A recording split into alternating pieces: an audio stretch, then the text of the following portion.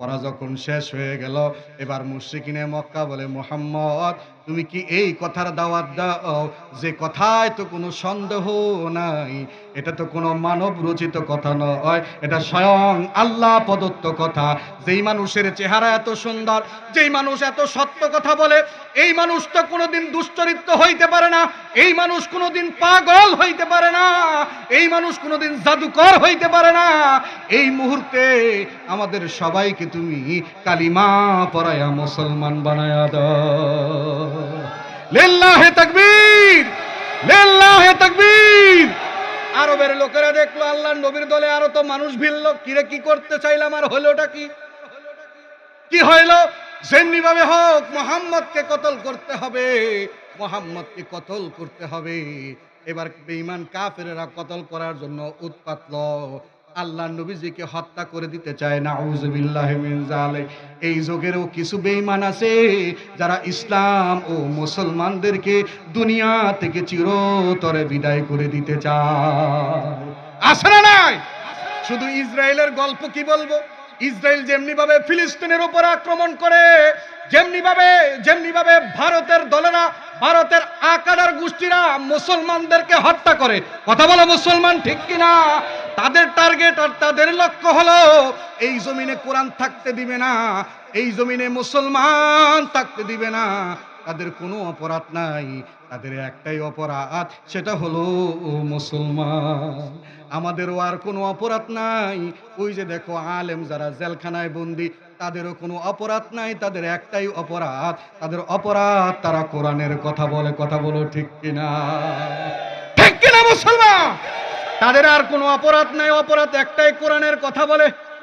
কোরআনের কথা বলে। এই জন্য বিভিন্ন সময় আমরা দেখি কাউকে ফাঁসির কাস্টে ঝুলতে হয়, কাউকে আবার এমন হতে পাওয়া যায় বছরের পর বছর ঝেলে পড়ে পড়ে এখন তারা এমন মানুষে রূপান্তরিত হয়েছে, ভালো মানুষটা এখন হাঁটতেও পারে না, হুইল চেয়ারে বসে চলতে হয়। কারণ এরা বুঝে না, এরা জানে না আসলে আলেমরা কারো বিরোধী না। ঠিক কিনা বলেন? আমরা ক্ষমতা চাই না, আমরা ইজ্জত সম্মান চাই না, আমরা একটাই চাই, আল্লাহর জমিনে আল্লাহর দিন কায়েম করতে চাই। ঠিক কিনা বলো মুসলমান? এটাই ছিল নবীজির অপরাধ। নবীজি ক্ষমতা চান নাই, চাইছেন? নবীজি ক্ষমতা চান নাই, আল্লাহর নবী একটাই চেয়েছেন, আল্লাহর জমিনে আল্লাহর হুকুম চলবে, আর কিছু চলবে না। আল্লাহর জমিনে আল্লাহর কোরআন চলবে, কোরআন দিয়া সমাজ চলবে, আর কিছু চলবে না। এটাই নবীজির লক্ষ্য ছিল। কিন্তু বেঈমানরা ভুল বুঝে নবীজিকে হত্যা করার জন্য উৎপাতা শুরু করলো। আল্লাহ রাব্বুল আলামিন বলেন, ওয়া মাকারু ওয়া মাকারাল্লাহ ওয়াল্লাহু খায়রুল মাকিরিন। তোমরা যতই ষড়যন্ত্র করো না কেন, আমি আল্লাহ তাআলা ঠিক বুঝি। ঠিক কিনা? আল্লাহ নবীজিকে বললেন, নবীজি মক্কার অবস্থা বেশি ভালো না, এবার আপনি মদিনায় হিজরত করেন। নবীর তো যাইতে মনে চায় না, কারণ মক্কা এমন এক জায়গা যেথায় দাঁড়িয়ে নামাজ পড়লে এক রাকাতে 1 লক্ষ নেকি পাওয়া যায়। তাকাইলে শুধু তাকায়া দেখতে মনে চায়। কোন মুমিন যদি খানায় কাবার দিকে নজর দিয়া তাকায়, আল্লাহর নবী বলেন তার আমল নামা থেকে সগীরা গুনাহ মাফ হয়ে যায়। জোরে কোন না, জোরে কোন কে? এমন জায়গা, যে জায়গায় স্মৃতি বিজড়িত জায়গা, এই ভূখণ্ড ছেড়ে যেতে মনে চায় না। নবীজি বারবার পিছু ফিরে চায়। ও মুসলমান, বারবার নবী যখন পিছন দিকে চায়, আল্লাহর নবীজিকে আল্লাহ পাক ডেকে বলেন, ও মুহাম্মদ আপনি মদিনায় যান, আবার আপনাকে বীরের বেশে মক্কায় আমি ফিরাইয়া দিব। জোরে কোন আল্লাহু আকবার। আজকের দিনে যদিও আমরা কিছু নির্যাতন নিপীড়ন আমরা দেখি, যদিও দেখি ফিলিস্তিনের মুসলমানদেরকে মারে, যদিও দেখি কাশ্মীরের মুসলমানদেরকে মারে মুসলমান, যদিও দেখি কিছু আলেমকে বন্দী করে, যদিও দেখি আমরা কাউকে কাউকে ফাঁসির কাস্টে ঝুলায়, ও মুসলমান, ইসলাম কিন্তু জিন্দা হয়েছে ত্যাগ তিতিক্ষার বিফলে। ঠিক কিনা বলো? ইসলামের চারা গাছের নিচে রক্ত দিতে হয়, রক্ত দিয়ে ইসলাম জিন্দা হয়েছে, ইসলামের চারা গজিয়েছে। তায়েফের ময়দানে নবী রক্ত দিয়েছেন, উহুদের ময়দানে নবীজি রক্ত দিয়েছেন। এমন কোন সাহাবী নাই যেই সাহাবী দিন ধর্ম ইসলামের জন্য বিসর্জন দেয় নাই। ঠিক কিনা আওয়াজ দিয়ে বলো। যত বিসর্জন আসবে, যেই জমিনে ইসলাম ও মুসলমানের রক্ত পড়বে, কসম করে বলে যাই, কোরআন ধরে বলে যাই, ওই জমিনে আমার আল্লাহ তাআলা ইসলামের বিজয় দিবেই দিবে, এতে কোনো সন্দেহ নাই। ঠিক কিনা বলো। কোনো সন্দেহ নাই। নবীজি এবার মক্কা ছেড়ে মদিনায় যায়। মদিনার গোটা কাহিনী বলার তো সুযোগ নেই, ছোট্ট করে বলি। মদিনা হেরেম থেকে বের হয়ে যাবে নবীজি বাম দিকে, গেছে নবীজি ডান দিকে। কোন দিকে? কথা কয় না। কোন দিকে? ডান দিকে। গারে সুর হলো মক্কা থেকে বের হয়ে ডান দিকে, আর মদিনা মুনাওয়ারা হলো মক্কা থেকে বের হয়ে কোন দিকে? নবীজি উদিক না যে এদিক কেন গেলেন? নবীজি বুদ্ধিমান ছিলেন, মগা ছিলেন না। কথা বলেন না কেন? আজকে কিছু মানুষ মনে করে মোল্লারা কিচ্ছু বুঝে না, ডাইলের পানি খেয়া বড়। আরে মোল্লায় যা বুঝে তুমি তা জানো না। কথা বলো মুসলমান, ঠিক কিনা? নীরবে দেখো বসে রয়েছে 10,000 5,000 টাকায় বেতন। আরে এই মোল্লা যখন কসম করে আল্লাহকে ডাক দেওয়া শুরু করে দেয়, জমিন তখন থরথর করে কাঁপা শুরু করে। কথা বলো মুসলমান, ঠিক কিনা? বুঝবা না, কারণ আলেমদের কাছে কোরআনের জ্ঞান আছে, আর তোমাদের কাছে জ্ঞান আছে ডারউইনের জ্ঞান। নবীজি গেলেন কোন দিকে? গারে সুর, ডান দিকে। গারে সুরে যখন আল্লাহ রসুল গেছেন, ওখানে আত্মগোপন করবেন না?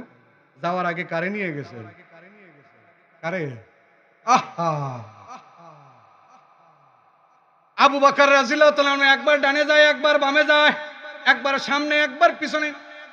বিশ্বনবী রাহমাতুল্লিল আলামিন একে বলেন, আবু বকর সামনে পিছনে ডানে বামে এমন করো কেন? আবু বকর কয়, ইয়া রাসূলুল্লাহ, বড্ড ভয় হয় গো, কখন জানি আপনি নবীর গায়ে বেঈমানরা আঘাত তুলে। আমি আবু বকর বেঁচে থাকবো আর আপনার গায়ে আঘাত তুলবে, এটা হইতে পারে না। আবু বকর গারে সুরের সামনে গেলেন, নজর করে দেখে বিশ্ব নবীজির পা মোবারকটা ফেলে গেছে। অমনি সময়ের মধ্যে আল্লাহর নবীজিকে আবু বকর বললেন, ইয়া রাসূলুল্লাহ, ওগো রাহমাতুল লিল আলামিন, আপনি আমার কাঁধের উপর সওয়ার হন। আপনি দেখবেন সন্তান যখন বলে আমি আর হাঁটতে পারি না, বাবা যত বয়স্কই হোক সন্তানকে কাঁধের উপর চড়ায় না। ঠিক কিনা বলে? দেখবেন মা গভীর রাতে ঘুম ভেঙে যায়, সন্তানের কান্নায় যখন ঘুম ভেঙে যায়, মায়ের ঘুমটা ছেড়ে দিয়া মা সন্তানকে নিয়ে সারা রাত দাঁড়ায় থাকে। ঠিক কিনা আওয়াজ দিয়া বলে। আবু বকর কয়, ইয়া রাসূলুল্লাহ, আপনার পা গুলি ফুলে গেছে। বৃদ্ধ আবু বকর এবার নবীজিকে নিজের কাঁধের মধ্যে চড়াইলেন। আল্লাহ নবীজিকে বলেন, নবীজি কাঁধের উপর সওয়ার হন, গারে সুরে আমি আগে যাব। নবীজি গারে সুরের সামনে গেলেন। যাওয়ার পরে আবু বকর নবীকে কাঁধ থেকে নামাইলেন। নামায়া শুধু ক্ষান্ত নয়, এবার আবু বকর ডেকে বলে, ইয়া রাসূলুল্লাহ, জানি না এই গর্তের ভিতর কি আছে, আগে আমি আবু বকরে যেতে দেন। আল্লাহু আকবার। কারণ আবু বকর নবীর আশিক। আজকে নবীর আশিক পাওয়া যায় না, নবীর আসল চরিত্রের মানুষ পাওয়া যায় না। কারণ আবু বকরের চরিত্র এমন ছিল, যেই চরিত্র মুহাম্মদুর রাসূলের ছিল। আল্লাহর রাসূল বিপদের যেমনি সঙ্গী ছিলেন, আবু বকর বিপদে ইসলামের দুর্দিনের সঙ্গী ছিলেন। ঠিক কিনা বলেন? নবীর মোহাম্মদ কলিজায় এত বেশি ছিল, আবু বকর গারে সুরের ভিতর গিয়ে নিজের আস্তিন ছিঁড়ে, জামা ছিঁড়ে ছিঁড়ে ছিদ্রগুলি বন্ধ করে দেয়। ঠিক কিনা?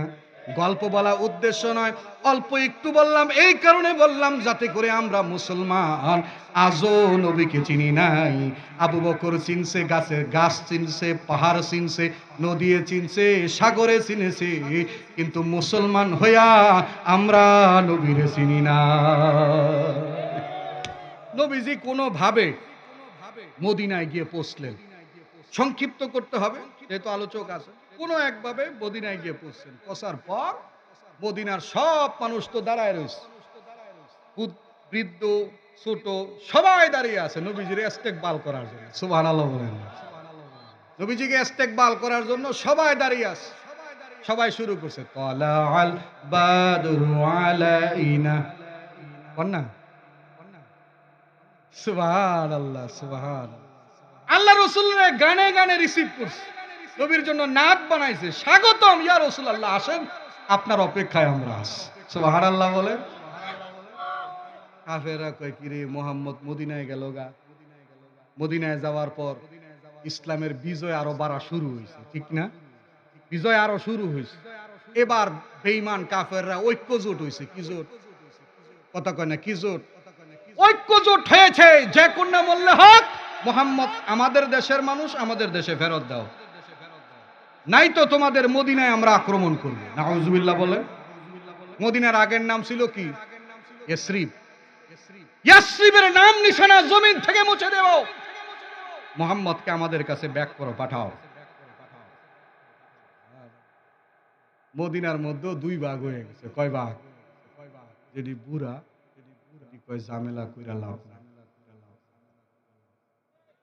বুড়া মানুষ দেখবেন ঝামেলায় জড়াইতেছে।